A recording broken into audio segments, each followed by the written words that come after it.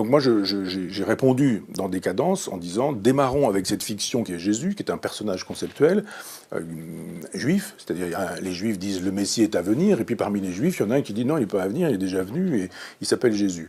Et donc on fabrique, autour de ce personnage conceptuel, une histoire qui est toute la mythologie de l'histoire sainte. Après, on va lui trouver un père, une mère, Jésus, Marie, Joseph, Gaspard, Melchior, Balthazar, un visage, une barbe, etc. Rien de tout ça n'existe, il n'y a aucune description physique de Jésus dans les évangiles.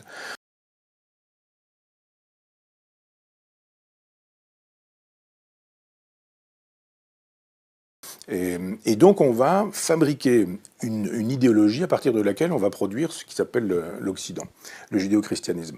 Nous en sommes à cet état où effectivement nous allons disparaître. L'Occident va disparaître. Il n'y a aucune raison pour qu'il puisse continuer à durer, puisque ce qui faisait sa fondation, c'est-à-dire le christianisme, ne fonctionne plus même chez les chrétiens.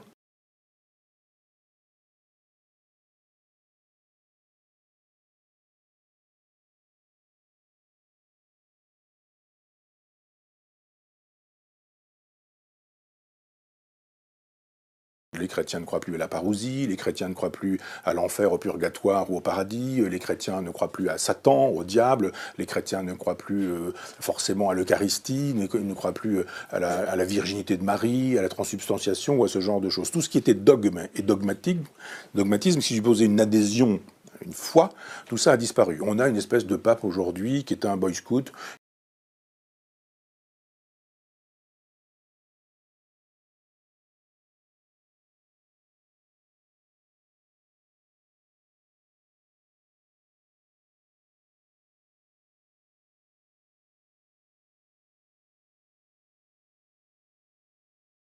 Moi, je me dis, j'aurais dit, je ne suis pas croyant, vous le savez très bien, or je sais que ce livre est un livre sacré. Le sacré de ce livre est sacré pour moi. C'est pas le livre qui est sacré, c'est le fait qu'il soit sacré pour nombre de gens. Donc, mon oncle est décédé, il y avait un crucifix dans sa maison, j'ai pas mis le crucifix à la poubelle. J'ai estimé que cet objet étant sacré, il était sacré du simple fait qu'il était sacré. Pas parce que c'était la figure du Christ, mais parce qu'il était sacré pour quelqu'un qui m'était proche.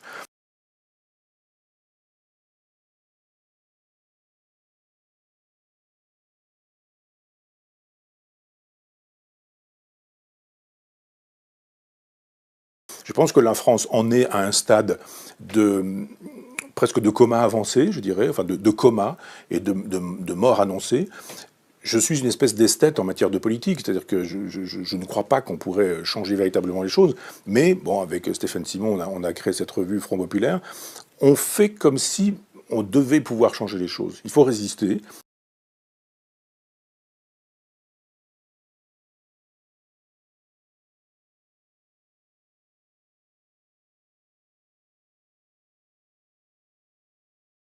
Il faut être debout. L'époque est à l'avachissement, est à la génuflexion, est à l'aplatissement, même à tous les sens, physiquement.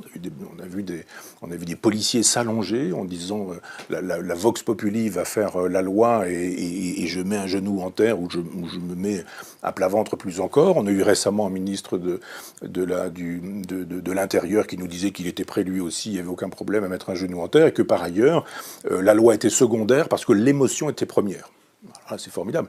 C'est-à-dire que quand un ministre de l'Intérieur nous dit que l'émotion fait la loi et que la loi, finalement, on verra ça plus tard, le droit, c'est pareil, c'est pas bien grave tout ça, alors ça veut dire que n'importe qui peut revendiquer son émotion.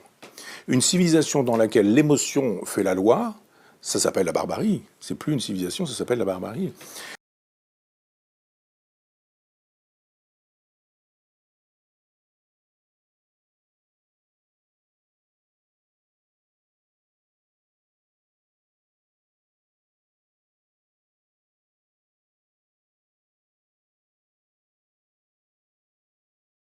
Une future civilisation s'annonce. Je pense que l'islam jouera son rôle exactement de la même manière que la Chine jouera son rôle, c'est-à-dire un bloc confucéen, un bloc musulman, il peut y avoir un bloc hindouiste également, mais ce sont des blocs qui, comme avec la tectonique des plaques, jouent et font de telle sorte que la plaque judéo-chrétienne va se trouver aplatie, elle va disparaître.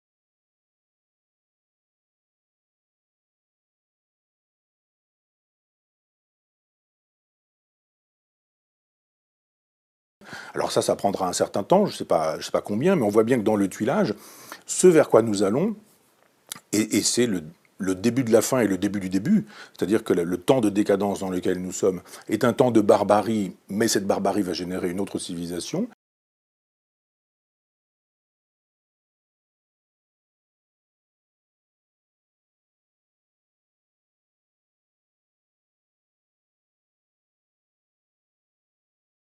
C'est la civilisation du transhumanisme.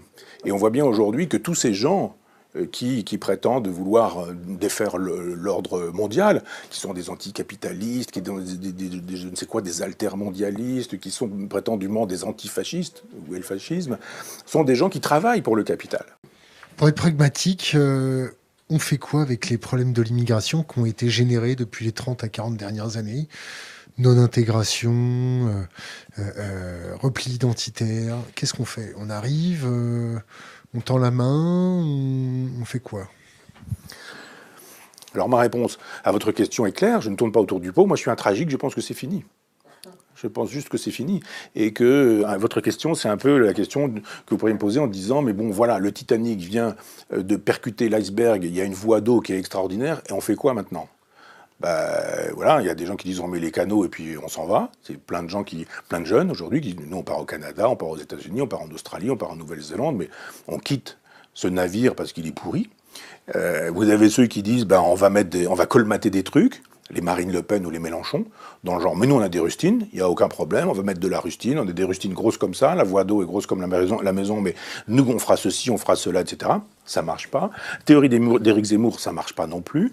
Je pense simplement qu'il y a un moment donné où on se dit bah il reste plus que l'élégance, quoi. C'est-à-dire que quand il y a eu le naufrage du Titanic, les gens se sont tapés dessus, se sont roués de coups, se sont volés, se sont massacrés, se sont piétinés, etc., etc.